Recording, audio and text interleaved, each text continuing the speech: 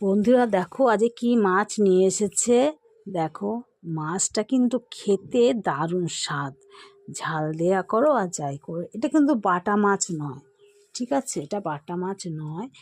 এই মাছের একটা নাম আছে, সেটা হচ্ছে রাগ মাছ। আমাদের এখানে বলে রাগ মাছ, খুব মিষ্টি আর পুকুরের মাছ। তো গ্রামে গিয়েছিল আমার হাজব্যান্ড, তো নিয়ে এসেছে মাছগুলো। সত্যি ভাজা খেতেও যা মিষ্টি, আবার ঝাল খেলে আরও।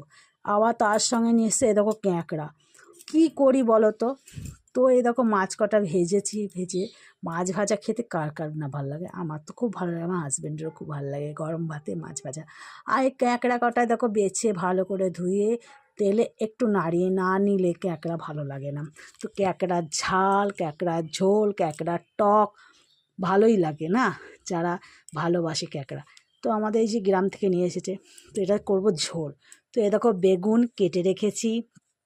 এই মূলোর শাক কটা করবো ভাবছি, মূলোর শাক খুবই ভালো লাগে।